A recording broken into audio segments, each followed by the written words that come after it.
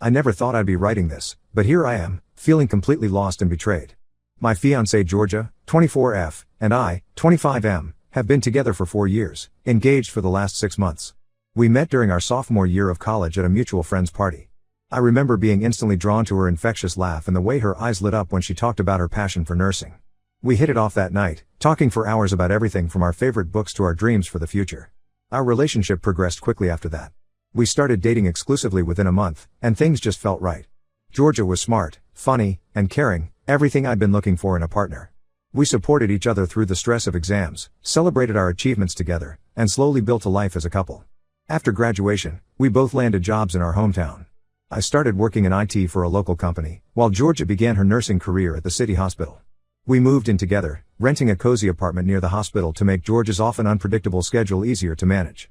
I thought we were on the same page about our future. We often talked about marriage, kids, and growing old together. Last year, on our 4-year anniversary, I proposed. I had it all planned out, a romantic picnic on the beach where we had our first date, followed by a surprise party with all our friends and family. When I got down on one knee and asked Georgia to marry me, her eyes filled with tears and she said yes without hesitation. It was one of the happiest moments of my life. We dove into wedding planning, setting a date for next summer. Georgia seemed excited about every detail, from choosing her dress to picking out floral arrangements. We even started looking at houses, dreaming about where we'd start our family. But now, everything I thought I knew about our relationship has been turned upside down. It all started last week when I borrowed Georgia's iPad to look up a recipe while she was at work. When I opened Safari, I saw that she had left her Facebook messages open. I know I shouldn't have looked, but a name I didn't recognize caught my eye, Billy. As I scrolled through, my heart sank. Billy, 26M, was Georgia's ex-boyfriend from high school. They dated for 2 years before breaking up when Georgia left for college. According to the messages, they've been in contact for the past 3 months, texting almost daily. The messages weren't explicitly romantic, but there was definitely flirting and inside jokes.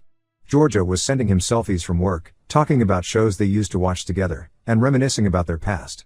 She even complained to him about some of my habits that annoy her, things she's never mentioned to me. What hurt the most was when Billy said I miss what we had and Georgia replied me too sometimes. Things were simpler back then. They made plans to meet up for coffee next week to catch up properly. I felt like I'd been punched in the gut. How could Georgia do this? We were planning our wedding, for crying out loud. I always thought we had an open, honest relationship. We'd even talked about past partners before, and Georgia had said her relationship with Billy ended on good terms but they weren't in contact anymore. Was that a lie? When Georgia got home from her shift, I confronted her about the messages. At first, she tried to downplay it, saying Billy was just a friend and I was overreacting. But when I showed her the specific messages, she broke down crying. Through her tears, Georgia admitted she'd been feeling nostalgic and uncertain about our engagement. She said she loves me but isn't sure if she's ready for marriage. She claims she never meant for things with Billy to go this far, but talking to him made her question if she was really ready to settle down. I was blindsided. We've been talking about marriage for over a year and she seemed so excited when I proposed. Now she says she needs time to figure out what she wants. I asked her to cancel the coffee meetup with Billy, which she reluctantly agreed to. For the past week, things have been incredibly tense between us. Georgia says she wants to work things out, but I don't know if I can trust her anymore. She turned off notifications for Billy's messages, but I have no way of knowing if she's still texting him. I talked to my best friend Mike, 26M, about the situation. Mike and I have been friends since high school, and he's always been my go-to for advice. He thinks I should end things now before we get married and it becomes more complicated. He reminded me of how devastated I was when my college girlfriend cheated on me, and he's worried I'm setting myself up for even more heartbreak. But another friend, Tom, 27M, says all couples go through rough patches and we should try counseling. Tom and his wife went through something similar early in their marriage and came out stronger for it. He thinks if Georgia is willing to cut contact with Billy and work on our relationship, it's worth trying to save.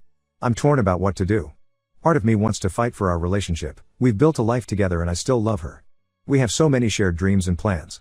Just last month, we were talking about starting a family within the next few years. Georgia would be an amazing mother, and I've always looked forward to raising kids with her. But I'm also furious that she betrayed my trust and lied to me for months. I can't stop thinking about what else she might be hiding. Every time she looks at her phone, I wonder if she's texting Billy. When she works late, I question if she's really at the hospital. We're supposed to put down deposits for our wedding venue and catering next month. I don't know whether to go ahead with it or put everything on hold. Georgia says she wants to stay engaged but needs more time to be sure about marriage. Part of me wonders if she's just trying to keep me as a backup option while she explores things with Billy. I'm worried that if I give her more time, she'll just keep talking to Billy behind my back. But if I end things now, am I throwing away a 4-year relationship over some text messages? I know she didn't physically cheat, but the emotional betrayal hurts just as much. To complicate things further, we just signed a new 1-year lease on our apartment last month. If we break up, neither of us can afford the rent alone. Most of the furniture is mine, but Georgia doesn't have anywhere else to go right now. Her parents live across the country, and I know she'd be devastated to leave her job at the hospital. I'm losing sleep over this and having trouble focusing at work. I keep replaying our happy moments in my head and wondering if they were all a lie. The way Georgia looked at me when I proposed, the nights we stayed up late planning our future, the support she gave me when I was struggling with work stress last year, was any of it real? Did she ever really want to marry me, or was I just a safe option while she pined for her ex? I love Georgia, and the thought of losing her is painful.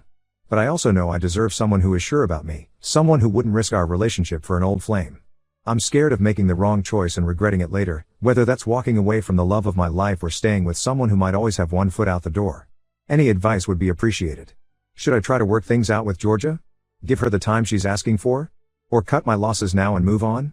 How do I even begin to trust her again if we do stay together? Update 1. It's been about 2 weeks since my last post, and I wanted to update you all on what's been happening. First, I want to thank everyone for their advice and support. Reading your comments gave me the courage to confront the situation head on. After my last post, I realized I needed more information before making any decisions. So I sat down with Georgia for a long, honest conversation. I told her I needed complete transparency if we were going to have any chance of moving forward. What I learned was both enlightening and heartbreaking. Georgia admitted that her feelings for Billy had never fully gone away. They dated for 2 years in high school, from sophomore to senior year. They were each other's first love, and Georgia always wondered what if they had tried to make it work long distance when she left for college. Georgia told me more about her history with Billy. They grew up in the same neighborhood and had been friends since elementary school. Their families were close, and they had always imagined ending up together. When they broke up before college, it was more about timing than any problems in their relationship. When Billy reached out on Facebook a few months ago, those old feelings resurfaced. At first, Georgia said she just enjoyed catching up with an old friend. But as they continued talking, she found herself looking forward to his messages and comparing our relationship to what she had with Billy. She swears nothing physical happened between them, but she confessed to meeting Billy for coffee once before I found out, not just planning to. They met at a cafe near the hospital after one of her shifts. Georgia said seeing Billy in person made her realize she wasn't ready for marriage yet and had doubts about our relationship. I asked to see all their messages, which she agreed to after some hesitation. Reading through them was even more painful than I expected. There was more flirting than I initially saw, and they reminisced a lot about their past relationship. Billy had even suggested they give things another try, though Georgia hadn't explicitly agreed. The worst part was finding messages to Georgia's best friend Zoe, 24F, where she expressed doubts about marrying me. She told Zoe she felt trapped and wondered if she was settling. She said she loved me, but wasn't sure if it was enough. That hurt more than anything with Billy. I also learned that Georgia had been having doubts about our relationship for a while, even before Billy reached out. She said the pressure of wedding planning and the reality of committing to forever had made her question if she was really ready. But instead of talking to me about it, she turned to her ex. After our conversation, I decided I needed some space to process everything. I packed a bag and went to stay with my brother for a few days. Being in our apartment, surrounded by wedding magazines and photos of us together, was just too painful. During that time, Georgia called and texted constantly, begging me to come home and work things out. She promised to cut off all contact with Billy and said she knew she wanted to be with me. She even suggested we start couples counseling to work through our issues. But being away gave me clarity. I realized I deserve someone who is sure about me, not someone who needs to explore old flames to figure out what they want. The trust is broken, and I'm not sure it can be repaired. When I returned home, I told Georgia I think we need to end our engagement.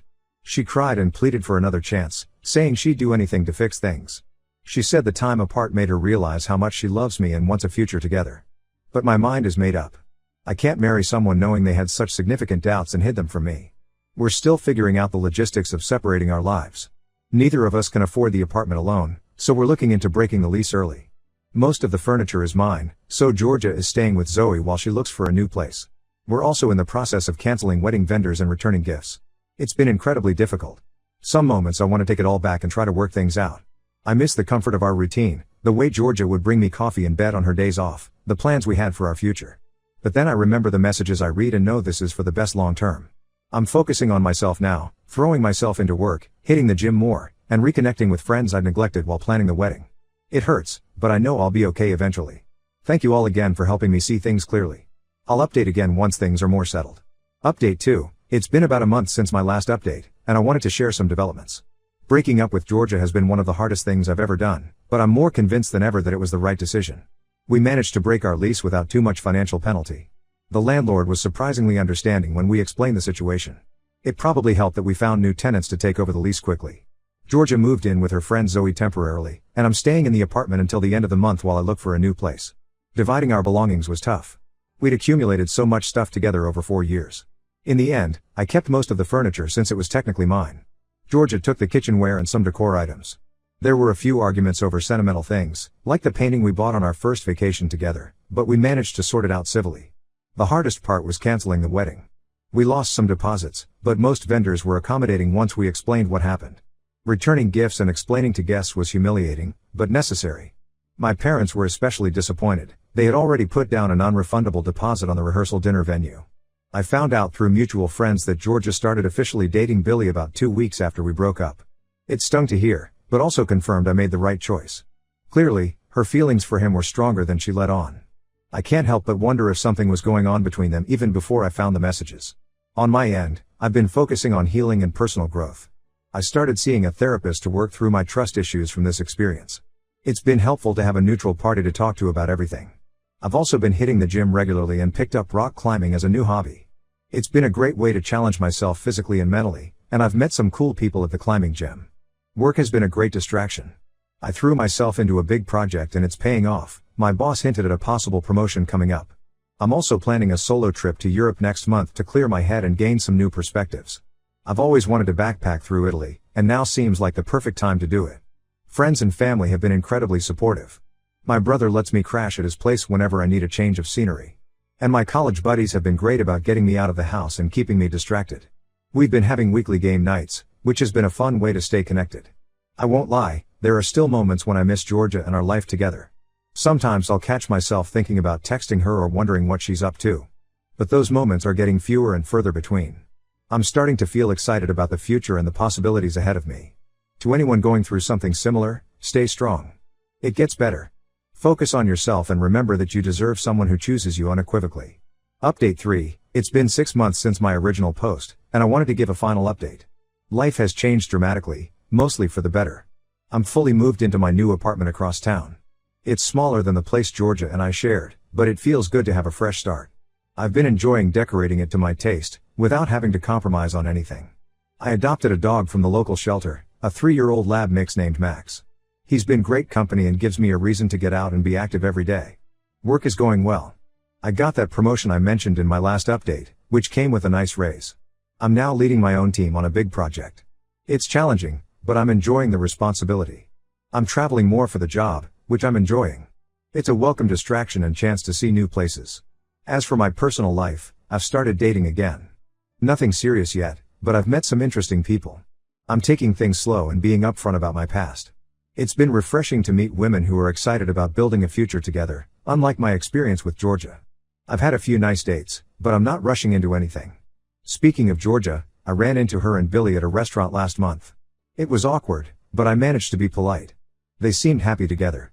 Surprisingly, I felt more relief than jealousy. It confirmed that ending things was the right call. I hope they're good for each other. The Europe trip I mentioned was amazing. I spent 3 weeks backpacking through Italy, France, and Spain. I visited Rome, Florence, Paris, Barcelona, and several smaller towns in between. It gave me time to reflect and heal. I came back feeling refreshed and ready for this new chapter of my life. I'm still in therapy, working through the trust issues from my experience with Georgia. It's been helpful in processing everything and preparing me for future relationships. I'm learning to balance caution with openness. To anyone who's been following my story, thank you for your support and advice. It meant more than you know during those difficult early days. If you're going through something similar, hang in there. Focus on yourself, lean on your support system, and know that better days are ahead. This will be my final update. I'm ready to close this chapter and move forward. Wishing you all the best in your own journeys.